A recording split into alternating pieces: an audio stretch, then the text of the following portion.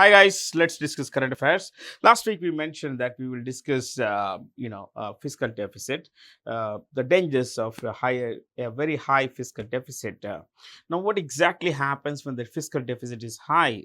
But before that, I would like to remind you that the government of India has done a remarkable job in controlling, fiscal deficit. The targeted fiscal deficit, current last financial year was 5.9% of GDP. It came down to 5.8%, and which of course is a very remarkable feat. This year's target is 4.9%. You know, I want you to be a little more familiar with this particular part of the discussion. See, these are the numbers. The target is 4.9% in financial year 25. The one that we are in basically, that is going to end on 31st March to, you know, um, 31st March next year. So let's look at something simple here. Now, while the fiscal deficit has been contained, that is the amount of borrowing. Let me repeat, fiscal deficit is simply put the amount of borrowing the government of India does in a year. Okay, it's a very long definition. If I would go technically, in a very jargon fashion, I would say fiscal deficit is the difference between total expenditure of the government and total non-debt creating receipts of the government which does not lead to creating debt. Now that's all technical, but between the total expenditure and total non-debt creating receipts, there is a 17 lakh difference, 17 lakh crore difference. I would want you to know that this 17 lakh crore is what the government of India is going to borrow this financial year. Now, so that would be about 4.9% of the total GDP in this current financial year. Why, on the other side, why a high fiscal deficit should be worrying us, all of us? It is nobody's argument that we should borrow more. In fact, we should always borrow less. But then the problem is that we do not have sufficient revenue to fund all our expenses, the expenses towards interest payments, defense, for welfare policies and all that stuff. So we've been borrowing. But the government of India has done pretty good when it comes to containing fiscal deficit because of certain reasons. One, it has increased revenue, both tax revenue, non-tax revenue, plus it has controlled expenditure. It has cut down on expenses in, they have reduced expenses in certain ways.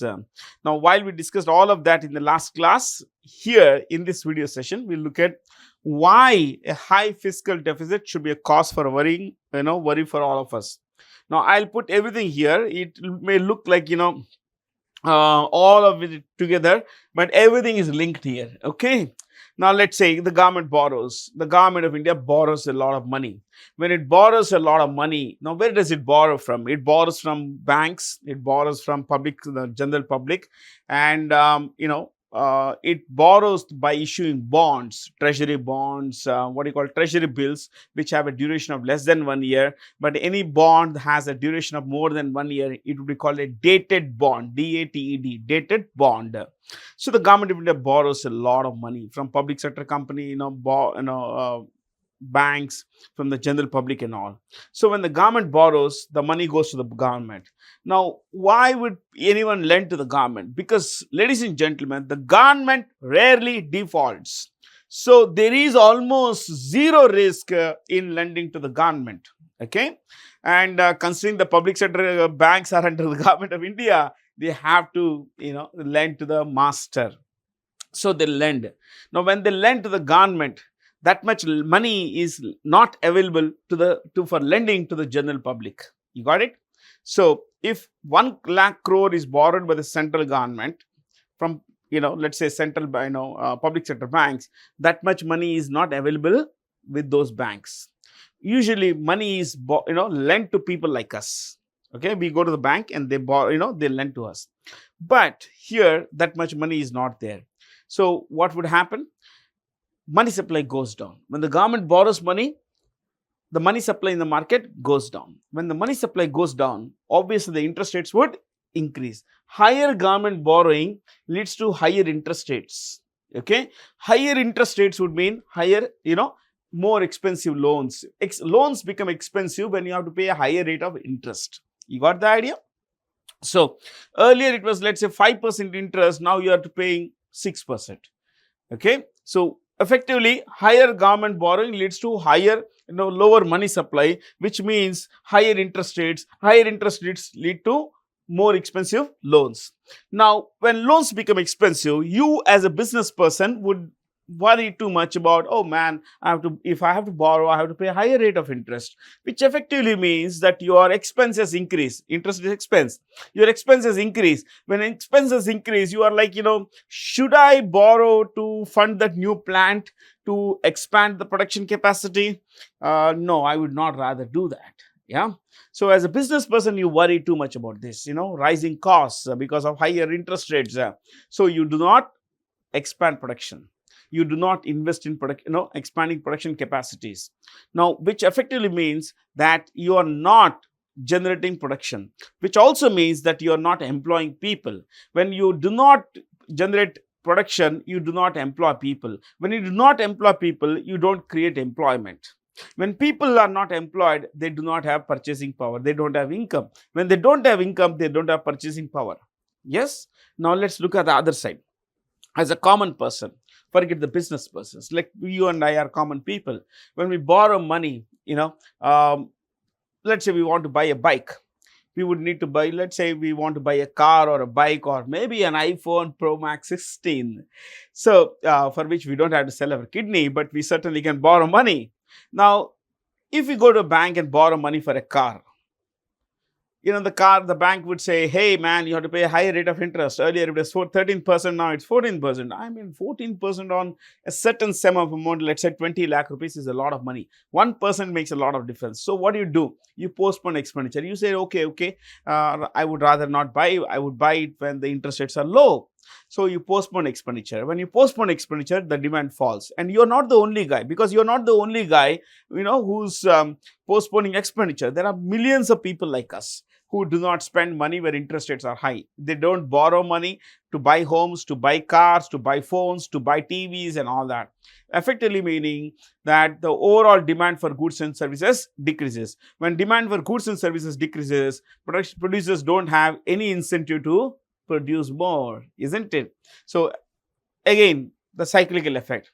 No interest in, there is no demand for goods and services, would mean no production. That would mean employment generation is low. When employment generation is low, income generation is low. When income generation, or rather no income generation, which effectively reduces the demand for goods and services. So it discourages economic activity. Okay, higher loans would mean, more expensive loans would mean, companies don't invest in capacity, and they don't generate employment, and people like us don't buy stuff, and which also leads to lower demand for goods and services. Now, the last one here is this, and just before that, because of economic activity goes down, overall economic activity goes down, then there is contraction, growth goes down. The GDP growth rate suffers. Now, keeping all that aside, look at this. It lowers employment generation and aggregate demand. That's what I meant. Okay. Now, I want you to be a little more familiar with this. Borrowing is good, but ultimately it has to be repaid. Yeah, all borrowing is to be repaid. It is a poor argument to say that, look, the government of India could give electricity for free. It could give bus travel for free. See, I'm your teacher, and as your teacher, I would say these things they are all being funded from our pocket. Nothing is free. Nothing is free. The government, the chief minister, the ruling party of that whatever state which is giving out these kinds of things is not funding. The politicians are not giving money, from their pocket. They're all collecting that money from us through taxes and funding those free schemes. So effectively, we are losing out. You got the idea here? We are losing out. The thing here is, the same money, if it's generated from not free bus travel, maybe you could give subsidized bus travel to women and all, children and all. Instead of 100 rupees ticket, you could say, okay, pay 75 only. That could also be there. But that 75 is still coming in, which effectively means that you can use that money to fund welfare schemes for women and children. But here, no money is coming in. which is going towards, what is going towards funding? The development schemes are getting, they are getting narrower in terms of, funding and everything basically. So this is not a good thing, my friends. Nothing is free. Remember this, nothing in economics is free. There is nothing called a free lunch, they say, and here it proves basically. So ultimately, the future generations will have to repay all the money that we borrowed today. Okay, so borrowing is never a good idea, which effectively means that you are using your future income to pay for today's loans. That's it, nothing else. That is borrowing. You are actually saying that, look, you lend me today, I'll pay you in the future, which means that you are going to earn money in the future, you are going to repay, you are going to use that money to repay. So you are losing money, my friends. You are losing money. You are, this is a bad idea. This is a bad idea. But then, countries work like this, societies work like this, individuals work on borrowings. Fair?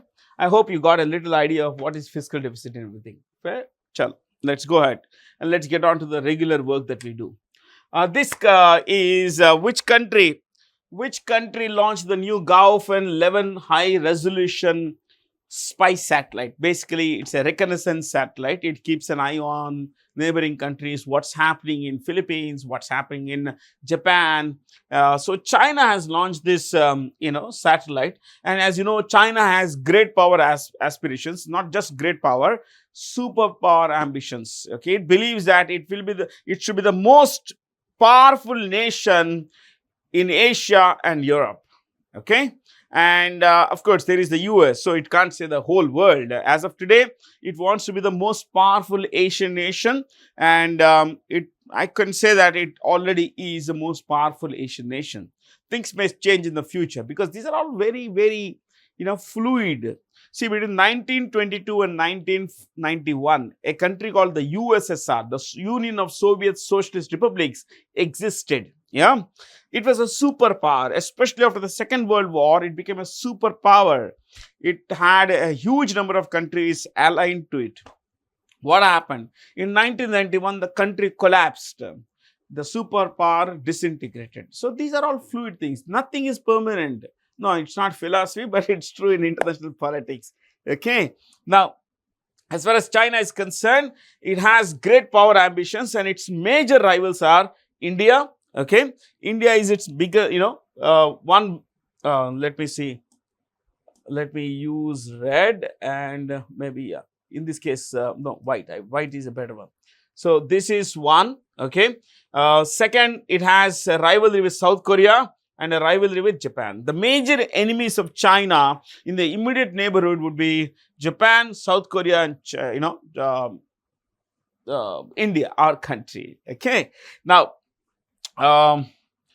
you see this is Philippines, and last class we mentioned the 9-dash line, which effectively told you that China is claiming this entire region as its own, the South China Sea as its own basically. Yeah, it said that, it says that this is entirely our own.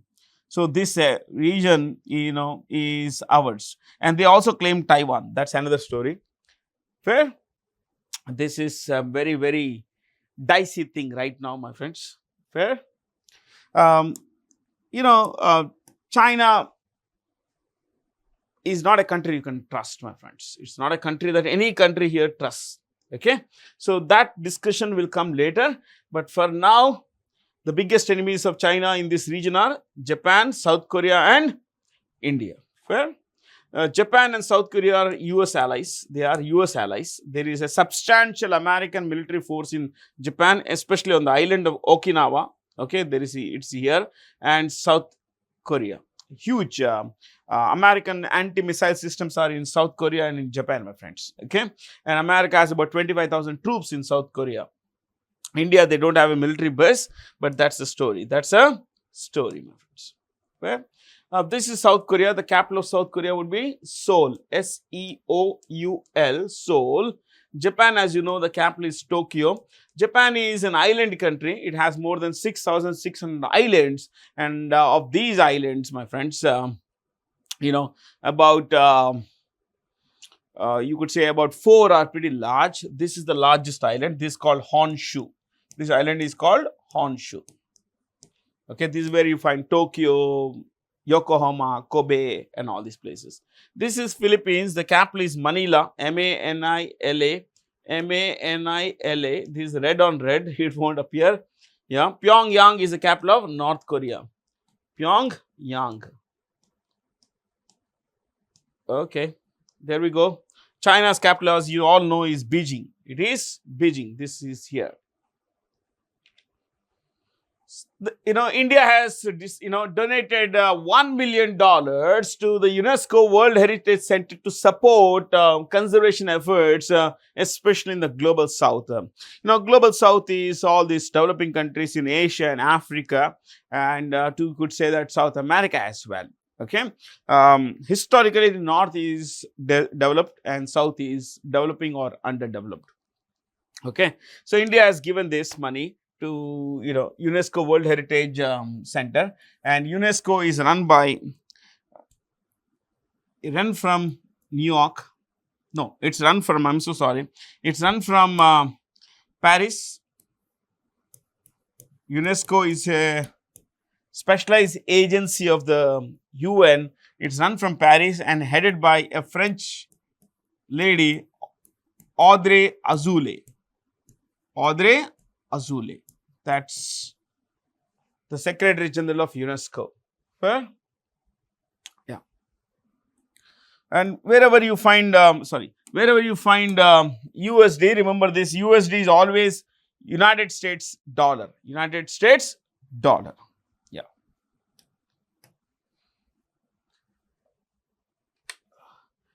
Georges Eledery is the new CEO of HSBC Holdings. This was previously called, even today some people use the full form, but generally there is no full form here.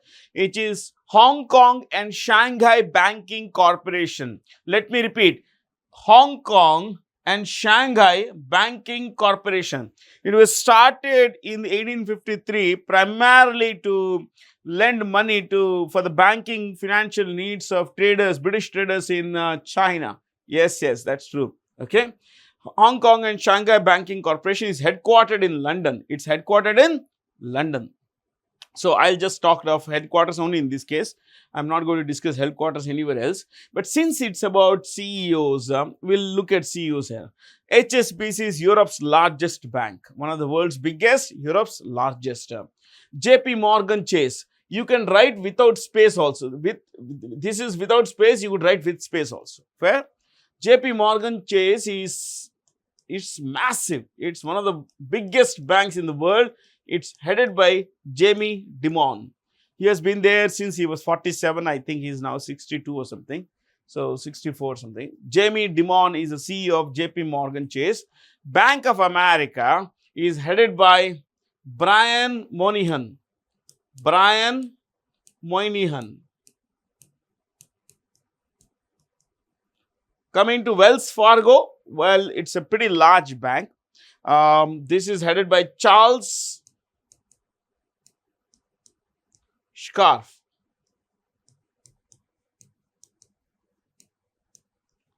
Citigroup, headed by Jane Fraser.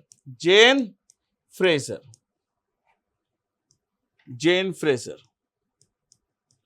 Now, ladies and gentlemen, 1, 2, 4, 5 are called Big Four. What are they called? Big Four of banks in America. The Big Four banks in America. They are huge banks. Huge, man, huge. Seriously huge. Okay. In India, we have super huge banks like ICICI Bank, HDFC Bank, and State Bank of India. Okay. The RBI has set up a committee led by Indian Banks Association, IBA Association CEO Sunil Mehta to review the fee structure for white label ATMs. Okay. Now, who's okay? Why don't we look at a couple of choices here? Dinesh Kara, SBI chairperson.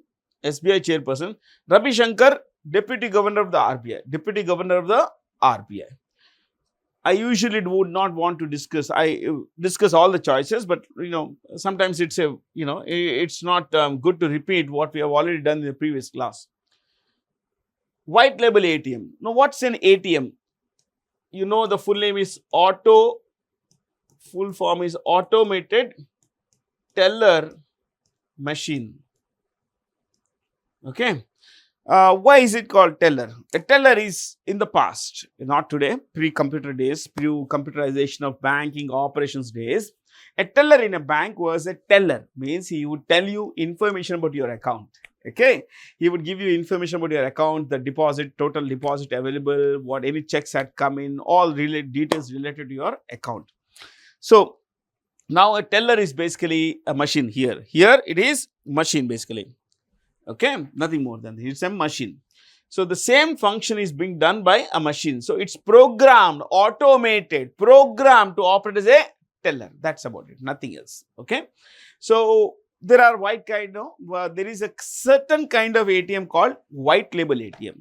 White label ATMs are not owned by banking companies. This is number one point. Point number one. Not owned by banking companies.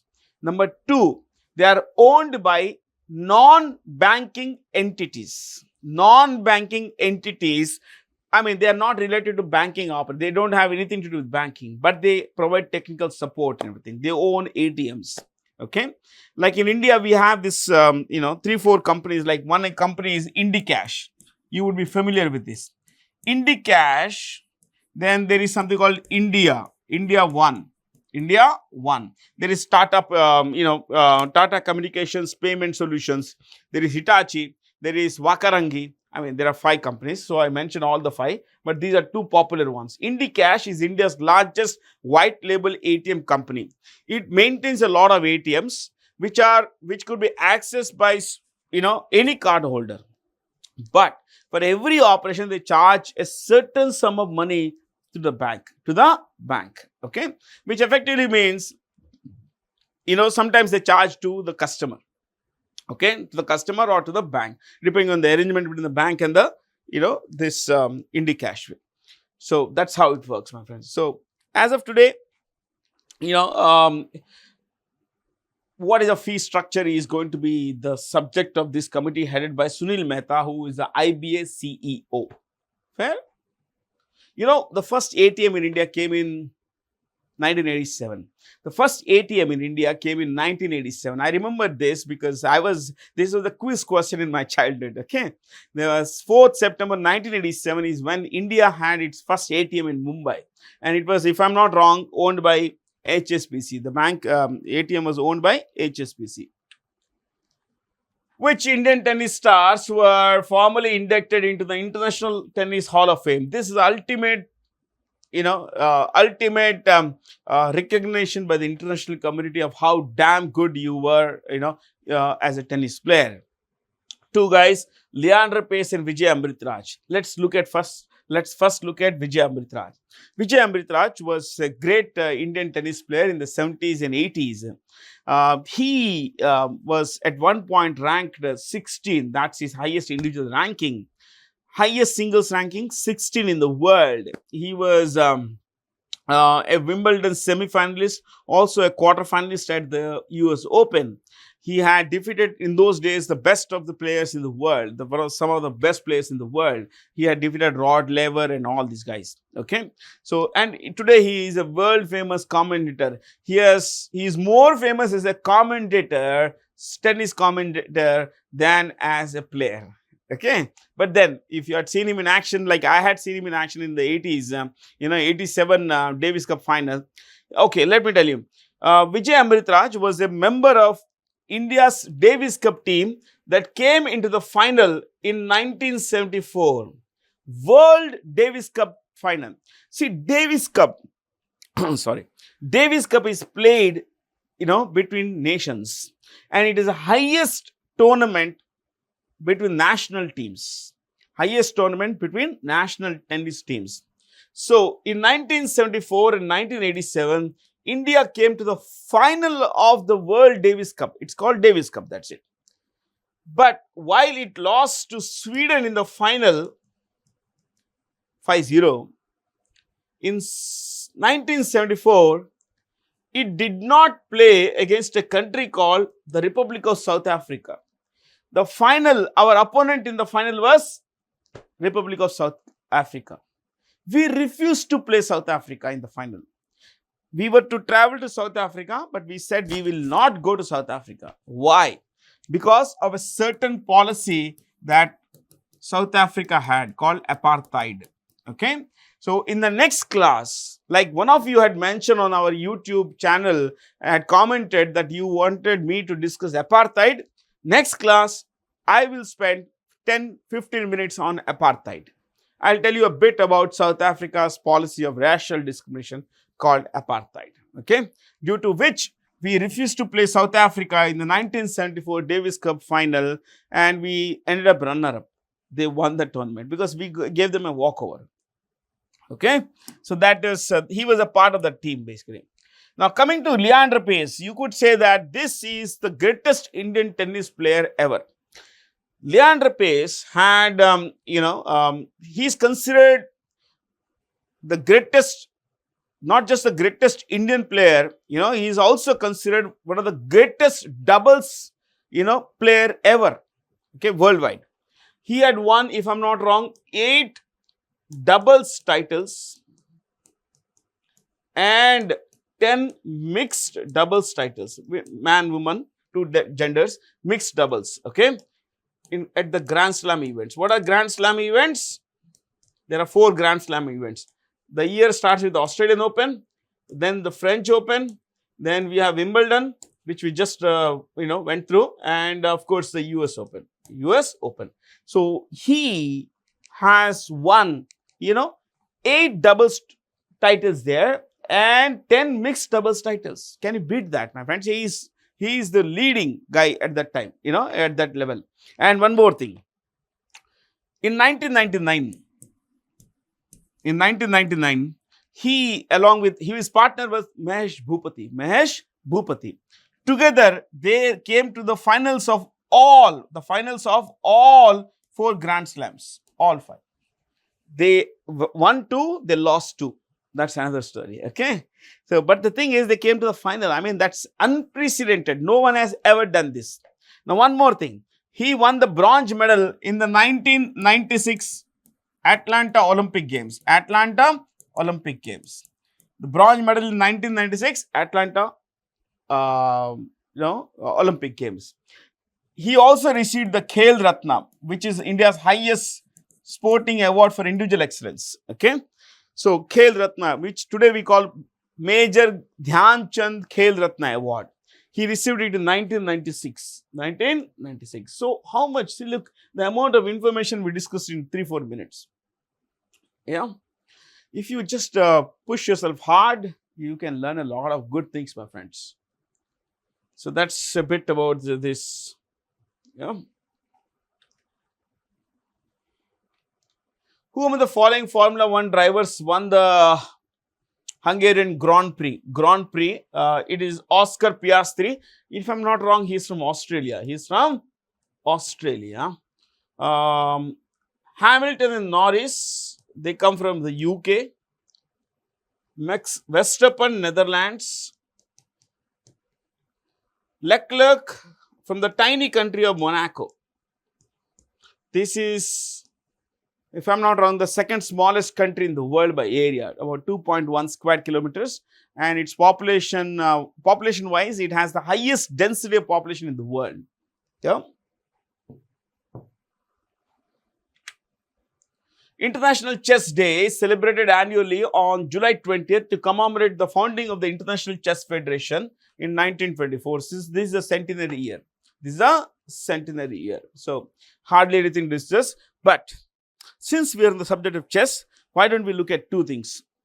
One, men's world number 1 is Magnus Carlsen. World number 1 in chess. Men's world number 1 in chess. Magnus Carlsen of Norway. Women's Yifan Hou of China. So men's, world number 1, Magnus Carlsen of Norway. Women's world number 1 in chess, Yifan Hou of China. Okay. So from there, let's go to the next one. Which ISRO space mission was won the prestigious World Space Award from the International Astronautical Federation? Well, our moon mission, Chandrayaan the third. It is a lunar exploration mission, my friends. So we have won, this particular mission has won multiple awards, and this is the latest, just the latest. Okay. So when was ISRO started? Since you know a lot about ISRO, Chandrayaan, I will not focus on that. ISRO was started in 1969. 1969. It was started on August 15th, 1969. And it's headquartered in Bangalore or Bengaluru. Its its chairperson is Dr. Sridhara Somanath. Sridhara Somanath. Okay. And its main rocket launch center is in Sriharikota. Where is it? Sriharikota, which is in Andhra Pradesh. And remember that Sriharikota Space Center is now called Satish Dhawan Space Center. Satish Dhawan Space Center is India's main rocket launch center. Okay. Which COP29 host country has announced a climate finance action fund to be raised from fossil fuel producing countries and companies? Now, this sounds a little anomaly, more of an anomaly, because the country is Azerbaijan, which is going to be the host of, COP29. COP is Conference of Parties. What is it? Conference of Parties. Conference of Parties. This is 2024 in Baku, the capital of Azerbaijan. And 2025 event will be held in a place called Belem, which, as you know, or now you would know, in Brazil. Belem in Brazil. Okay. Azerbaijan is one of the world's largest, is the 25th largest oil producer. It's not as, these kind of things sound like an anomaly, as I said, anomaly, because it's an oil producer. It's an oil producer. It's considered to be the father of oil industry. The first oil well was found in Azerbaijan. That's what I read. Okay.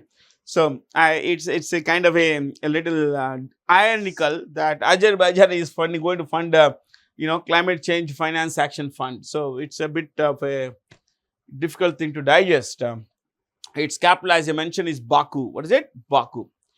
Okay, why don't I tell you the names of the top 3 oil producers in the world? Top 3 oil producers in the world. 1, United States. 2, I think it's a bit stuck. Never mind. Okay.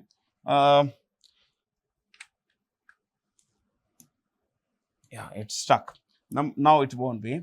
Number 2 is Russia, the second largest oil producer in the world. 3rd is Saudi Arabia, the Kingdom of Saudi Arabia. The Kingdom of Saudi Arabia. These are the top 3 oil producers in the world. Fair?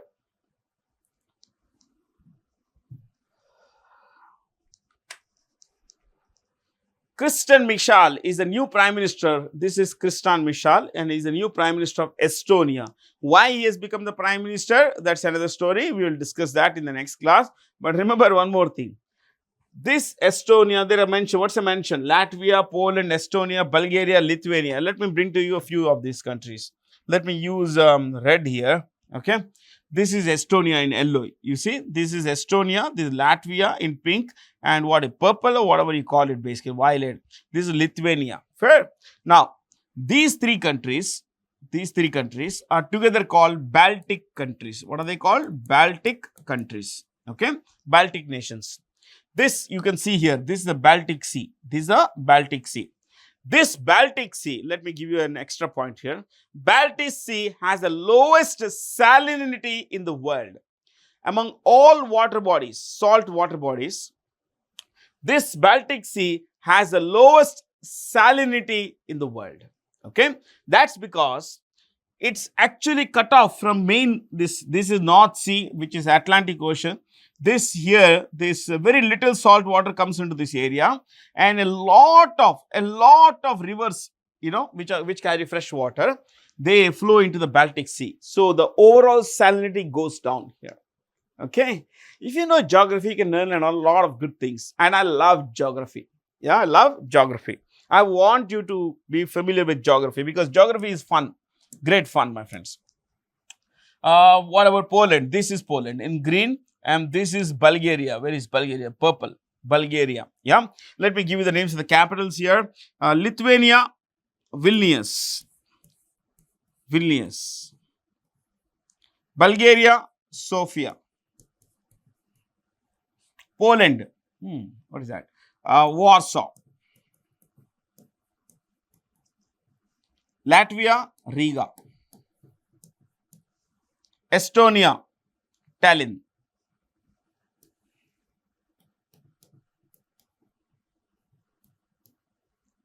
Tallinn. Okay. Tallinn. Tallinn. I guess that's about it. Hardly anything else to discuss. Fair? But all these three countries are greatly anti-Russia. Anti-Russia. I will take that forward in the next class. Definitely, I will take it forward. Okay. Dash is the 53rd nation to join the 1992 UN Water Convention. What's that called? The Convention on the Protection and Use of Transboundary Water Resources or Water Courses, rivers. Water courses are rivers, and international lakes. This is, Cote d'Ivory. Cote d'Ivory. This is the country we are discussing. Cote d'Ivory. I'll just carry the capitals. I will not want you to become familiar with the names of the presidents. Quite complicated names here. But remember, this is the Sahara Desert. This is the Sahara Desert. Sahara Desert is the world's largest desert. It's the largest hot desert, not the largest desert, largest hot desert. Okay. And the capital of Cote d'Ivory is Yamoussoukro.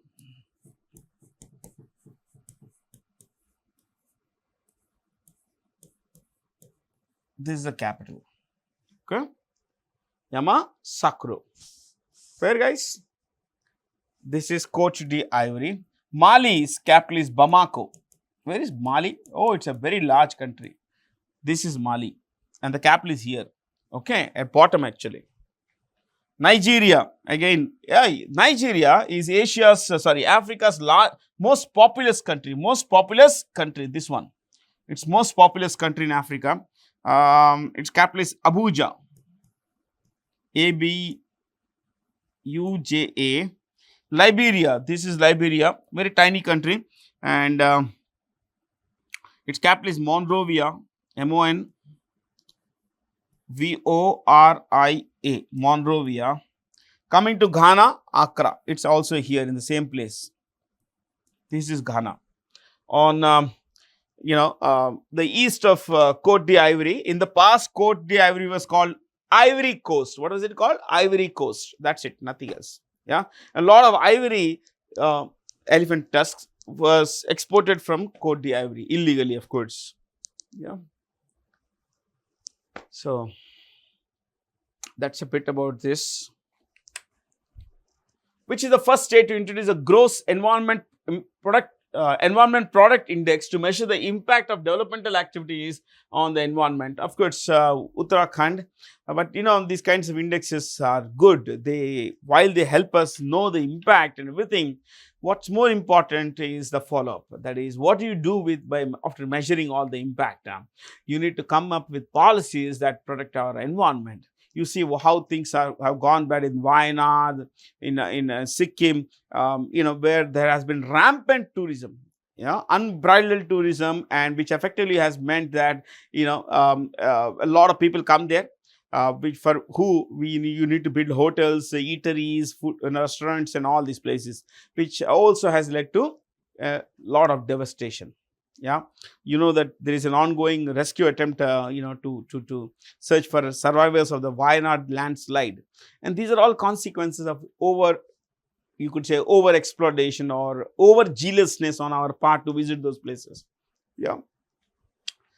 So Uttarakhand, I'll just tell you a bit about Uttarakhand. Has two capitals. We all know Uttarakhand has capital. One is Dehradun. This is all of you would be familiar with the capital Dehradun. And the second capital is Bharari Sen. Bharari Sen. Bharari Sen. This is the second capital of Uttarakhand. Okay. So, I guess the rest of the choices are pretty easy to know. And the chief minister here is Pushp, what is it? Dhami. Yeah. Pushkar Singh Dhami. Yeah. What is it? Telangana Chief Minister is A. Revant Reddy. That's the state I am in right now. Gujarat Chief Minister Bhupendra Yadav, Bhupendra Patel. Kerala Pinarayi Vijayan. Karnataka Siddaramaiah. Yeah, Siddaramaiah. From Pushkar Singh Dhami to Siddaramaiah, we mention all these names. Padma Shri awardee Kamala Pujari died recently. She was a noted organic farmer. You know, she was a tribal woman, and exceptional work life. You know, she had a great record. If you read, I read about her across 3-4 websites, and I found that she was greatly motivated by the M.S. Swaminathan, foundation, which had an office at, a training center in a city called Jaipur, Jeypor in Odisha. Okay, she pretty close to where she was born in Koraput district and all. So she was greatly impacted by the negative impact on environment because of the overuse of fertilizers, pesticides and all. That's how she became an organic farmer. Yeah. She received the Padma Shri in 2022. Identify the correct statements regarding the economic survey. We mentioned this in the previous session on our budget session. So, economic survey, while these are all right, I just want you to know, economic survey measures the performance of the economy in this financial year. Okay, that's it. It's actually, it should have been presented on, see, the economic survey is always presented one day before the budget is presented. So, usually 31st January, okay. But this financial year it was presented twice. You understand that? One was the interim budget, the second time is this. But usually economic survey is presented one day before the budget is presented. While the budget is a statement of revenues and expenditure vision document of the government of India for the coming financial year, this economic survey evaluates the performance of the Indian economy in the current financial year. Okay, so the financial year, say economic survey 24-25 will be presented technically usually on 31st January 2025. So it would tell you how the Indian economy is doing in the current financial year. That's about it. Nothing extraordinary about this. Yeah. So Krishnan Venkat Subramaniam is a new MD and CEO of Federal Bank. He succeeds Shyam Srinivasan. Bandhan Bank also has a new CEO, Ratan Kumar Kesh, new CEO of Bandhan Bank. CSB Bank, Pralay Mondal.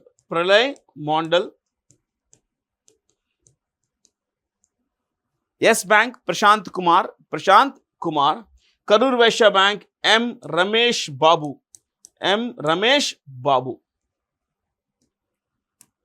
Okay. Slovenia's Tadej Pogačar has won. Slovenia is a European country. In the heart of Africa, you will find Europe. You will find Slovenia. Okay, you would find that this Tadej had won the Tour de France championship, and it's a bicycling event. It is about 3,500 kilometers long, and it happens around over 23 to 24 days. In some places, you'll find 21 days. This is the actual number, 23 to 24 days. Fair? There's nothing much to discuss. The Union Budget 24-25 has enhanced the limit for Mudra loans. Mudra loans are given for what?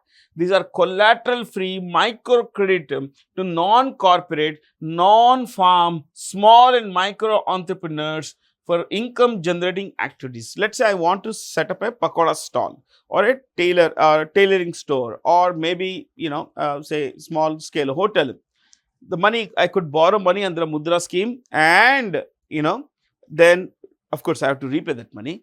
Yeah, there are three kinds of loans. Sishu loan up to 50K, up to 50K. Then there is Kishore, which is between 50K to 500K, which is 5 lakh rupees. 5 lakh rupees. Please know this. This 20 lakh, usually Tarun loan is for 10 lakh. But 20 lakhs is for those who have availed a Tarun loan in the past and have repaid the entire amount. Remember this. This is only for those. Those who have availed, who have taken, who borrowed under Tarun scheme in the past and repaid the entire loan can get an enhanced loan of up to 20 lakhs. Tarun, was up to from 5 lakhs, 500K to 1000K. That is 10 lakh rupees. Okay. Yeah. Three kinds of loans under Mudra.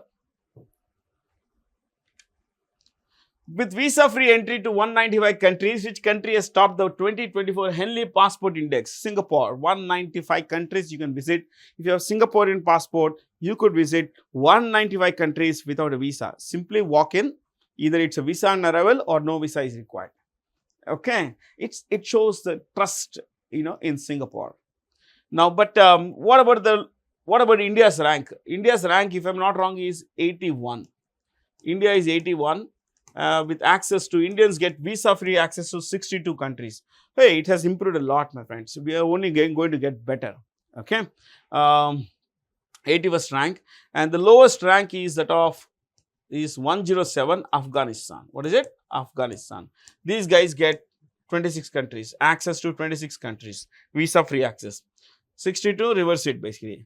And you see Pakistan, 100 if I'm not wrong, 104, I think, 104, which is Pakistan, and they get visa-free access to 33 countries. This is so bad that Yemen, people of Yemen, and Yemen is not a country you should visit. Okay, it's one of the most dangerous countries in the world. Yemen, folks of Yemen can visit 34 countries. Folks of Somalia can visit 37 countries. But Pakistanis can visit only 33 countries visa-free. Yeah, or visa arrival. You understand that? I mean, it shows how the lack of trust of the world in Pakistanis among in the Pakistani nation, in Pakistanis. According to the Ministry of Fisheries, Animal Husbandry and Dairying, India ranks first in milk production, contributing what? 25%. 1/4 of all the milk in the world comes from India. But then, what kind of milk? Well, this is overall. In cow milk, we are number 2. Okay, I'll give you something. Okay, cow milk. Number 1, US. Number 2, India. Okay. Number 3 is Pakistan. Only in this case, I'll give you this data. Buffalo milk, India. Number 1, world number 1, India. Oh, what is happening? Goat milk. We are not there. Okay. India is not there in the top 3. Not in the top 3.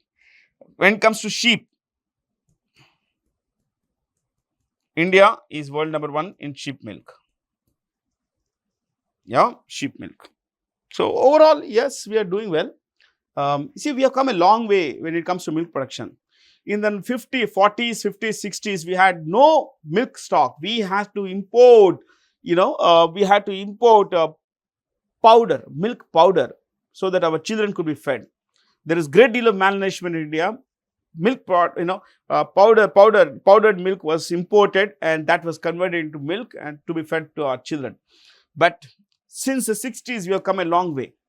Under Operation Flood, or what you call White Revolution. It was launched by 2 persons, Verghese Kurian.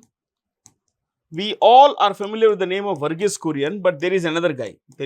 Another guy who is, you could say, the father of milk revolution. These two are fathers, and Tribhuvan Das Patel started, you could say, Amul, NDDB and all that stuff. The cooperative movement was started by this man, Tribhuvan Das Patel and Verghese Kurian. Verghese Kurian was under Tribhuvan Das Patel. Okay. The center is setting up a new 2400 megawatt thermal power plant at a cost of what? 21,400 crore at Pir-Painti in Bihar. Pir-Painti in Bihar. Please know that India's, okay, let me give you some breakup here. India has a total thermal power capacity of 218 gigawatt. Gigawatt. This is 2024 figure. So, thermal power requires coal. Requires coal. Let me tell you something more. Of the total electricity generation, thermal power, coal contributes 75%. 75%. Okay. Coal. Comes next,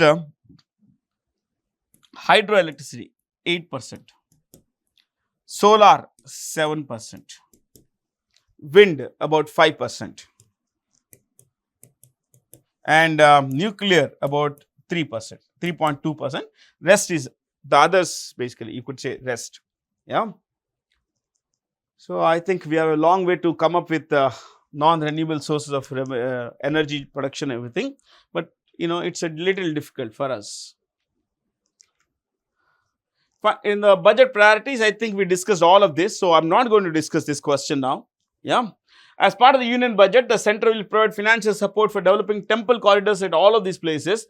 Madurai is in Tamil Nadu, Bodh Gaya, these basically are in Bihar. Okay? I guess let's not get this basically, because the budget is already been discussed. So, Ajit Doval represented India. Who is Ajit Doval? The National Security Advisor of India. Has represented India at the 4th annual BIMSTEC. What is BIMSTEC? Bay of Bengal Initiative. I repeat, Bay of Bengal Initiative for multi-sectoral technical and economic cooperation. Bay of Bengal, let me repeat, Bay of Bengal Initiative for multi-sectoral economic and technical cooperation. Okay, multi-sectoral technical and economic cooperation. Technical and economic cooperation. And it's it is headed by, who is the Secretary General? Indra Mani Pandey. Indra Mani Pandey. Indra Mani Pandey. Indra Mani Pandey. Okay? He is the Secretary General. There are 7 members. 5 are mentioned. 5 are mentioned. To these 5, add India and Thailand. India and Thailand. These are 7. Fair, guys? Dash has assumed the chair of the Asian Disaster Preparedness, of course, India. There's not much to discuss here. Cambodia is a country next to Thailand. You will find the capital is Phnom Penh. Phnom Penh. Sorry. Phnom Penh. Thailand, Bangkok. It's the only Asian country to have never been occupied by a foreign power. And we could discuss this in the subsequent classes. Why? Okay. We'll take a map of the map, because without map, you won't understand why it became the only Asian country to have never been occupied by a foreign power. Okay. Maidams, the mound burial system of the Ahom dynasty, has been inscribed on the UNESCO World Heritage List. Maidams is in Assam. Okay. This you would find in the Patkai range. What is it? Mountain range called Patkai, which is in eastern Assam. You see, this is a mound. Okay. The mound. There is a burial inside the dead body. Basically, dead body buried here, a mound has been created. Okay. Patkai range, mountain range in eastern Assam. Eastern Assam. So, this has become a World Heritage Site, and you remember this is the necropolis where dead bodies, burial ground basically, necropolis, the royal necropolis of the Thai Ahom dynasty. Thai Ahom dynasty. Okay, guys. What is capital of Assam? Dispur. Dispur. Dispur was earlier a planned city and separate from Guwahati. Now it's a part of Guwahati. Okay, it's a suburb. Tripura's capital is Agartala, one of my favorite places, most favorite places, Agartala. Rajasthan, Jaipur, Gujarat, Gandhinagar. Gujarat, Gandhinagar. And Gandhinagar, my friends, was a planned city. It was named after Mahatma Gandhi, in honor of Mahatma Gandhi. The planners of Gandhinagar are Prakash Apte, and HK Mewada. HK Mewada. HK Mewada. These two guys planned Gandhinagar. Fair? Oh, thank you for being here, my friends. Please leave your your feedback and subscribe to our channels, social media channels, and make sure that you kind of if you are interested in enrolling for the online course or the offline course, visit our nearest office and make sure that you always stay curious to learn. Thank you for being here. Thank you so much.